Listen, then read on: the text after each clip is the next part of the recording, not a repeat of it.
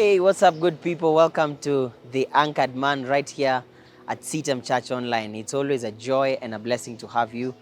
In our last video, and my name is Precious Call. I keep forgetting. In our last video, we unpacked some myths we've had or believed about women. Today, I'd like us to talk about dating in the present day, Christian dating for that matter. This is a Christ-centered show, so all our basis is biblical, and we are doing Christocentric teachings.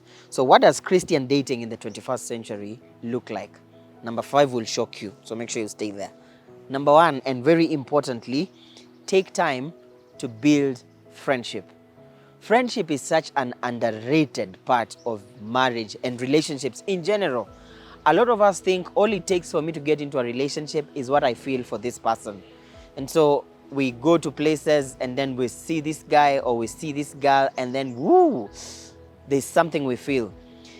You see, and so most of our decisions would just be made around that thing we call love. Me, I love him. Me, I love him.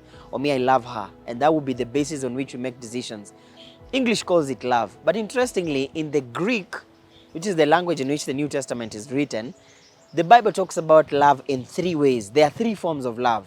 The first form of love is this word called eros. Eros, E-R-O-S. And that basically speaks of erotic love. It's the sexual attraction between males and female. And in the Bible, every place where eros has been mentioned around young people, usually we are being told to run away from eros. Flee, run away, avoid, and so on and so forth. Eros is sexual by nature. It's the sexual attraction. It's what I feel when I see a woman who has an attractive body, and so on and so forth. The thing about eros is this: it is very temporary. It's possible for me as a man to experience eros with this girl, with that girl, because it's not based on anything other than just what I see and what my eyes appreciate and how these people are making me feel. I can see that in this woman, I can see it in that woman tomorrow. Eros is very indisciplined. Eros doesn't think. Eros doesn't have logic.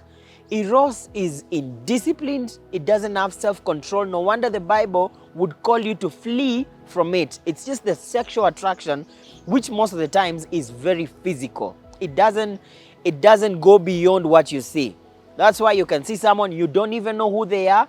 You have no idea what they do. Maybe they're a thug, they are thieves, they've been involved in stuff. You don't know them, but they make you feel a certain way. That's eros. But the second level of love in the Bible is this what love we call filio. Filio is brotherly love. It's actually friendship love. Filio is the cordial feelings of care that I have for someone. And so filio is what I would feel for people around me. Filio is what I feel for my sister. Filio is what I feel for my friends. It's that brotherly love that cares, brotherly love that's concerned. It's friendship, it's cordial, it's warm. That's filio. Eros can grow. Eros is what we call love at first sight. It's what you see. Filio is built over time. Filio is friendship, and friendships are built over time. And that's the second level of love. The third level of love is this word we call agape. And agape is sacrificial love. Agape is love that gives. Agape is love that counts the cost. And the basis of that love is what Jesus did on the cross for us. Agape is what I have for my wife Karen. Sacrificial love. That's why Jesus would say, Paul would say in Ephesians 5, husbands, love your wives as Christ loved the church. That's agape. So, how do relationships grow? When you meet someone, and maybe here we'll answer the question, can there be love at first sight? When you see someone for the first time, you don't know them, you've just met in a hall, or in a career exposure, or you've gone somewhere with your colleagues, and you met this girl and you felt a certain attraction, that's eros. The right way to go about it is you hold back eros as much as possible until filio grows. Filio is the friendship. This friendship is what cannot be built in a day. Friendship needs time. It answers to the first principle of dating in the 21st century. Invest in friendship. Build a friendship. Friendship gives you a foundation and enables you to know people beyond face value. Friendship is where you get to appreciate thought processes, their value systems, what they stand for, what they advocate for, and so on and so forth. And you're doing this to help yourself not fall captive for the desires of eros, which is very temporary and can lead you to permanent consequences. So whenever you feel that kind of an attraction building to a person of the opposite sex, you hold back eros long enough for philia to be established. You hold back these attractions that are sexual in nature long enough for friendship to be developed, for you to get to know this person. And how do you do that?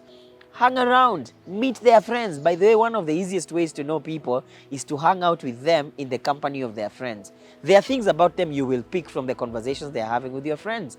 If you're a girl, you're seeing this guy, go hang out with him when he's playing FIFA. See how he behaves akinyoroshwa. See their reaction, go watch a football game together and just see their reaction, get to understand who they are, how they process things, and so on and so forth. You're building friendship that allows you to be vulnerable with one another. Friendship is a strong foundation. If we want our relationships to thrive, we've got to be friends. I need to know that I can talk to Karen as my friend. And you see, if you're my friend, I won't be afraid of opening up my heart to you, of opening up about my fears, and so on and so forth. So take time. This is why we encourage you. Don't meet today, and tomorrow there is a wedding committee already, and on Friday we are already paying Rorasho, and so on and so forth. And when you cross over, you discover, there are many things I overlooked about this person, and then it becomes too late, and then the consequences are dire. So an important principle in dating in present time, please take time to build friendship. It is important. Number 2, it's also good to date and walk in accountability.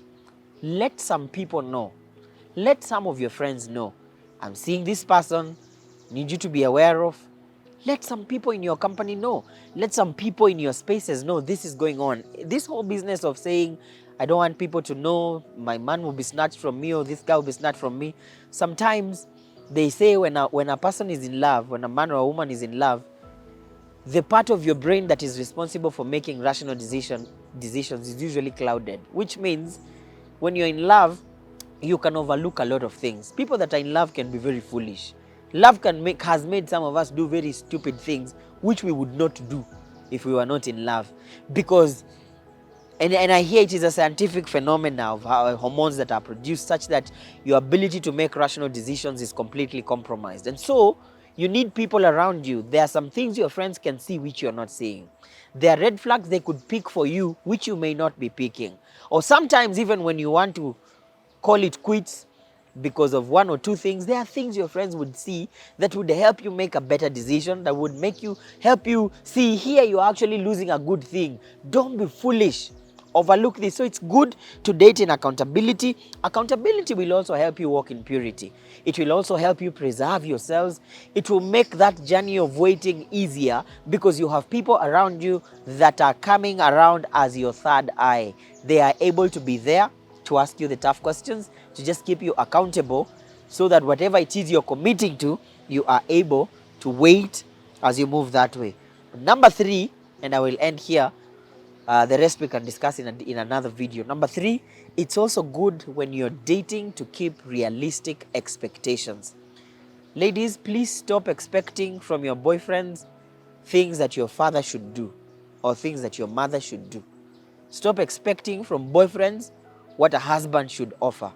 And stop expecting from girls what a wife should offer. As long as you're still on the dating stage, walking together towards marriage, keep realistic expectation. Don't impose your life and your needs and the things you need taken care of on your partner. Because anyways, we are going to get married, so you can as well pay my school fees. No, that is not right. That is not proper. And if they want to do something like that, let it be their own volition, but not necessarily you imposing that or that you coming with it as an expectation. Keep realistic expectations. Understand this is a journey. And we usually say when you start dating or even when you begin marriage, they like to say you've been given a raw material and it's your work to turn this raw material into the finished product you have in mind. So be realistic, Understand some things will be achieved over a period of time. Give yourself grace, work together, be as real as possible, and those things you desire to see, you'll see them over a period of time, because it is a journey, both the relationship bit and the marriage. Join me in the next video. We will explore the remaining few, and God bless you. Thank you always for watching. Send this to a potential out there you're looking at, so that they can also know how to prepare and how to stay woke. God bless you.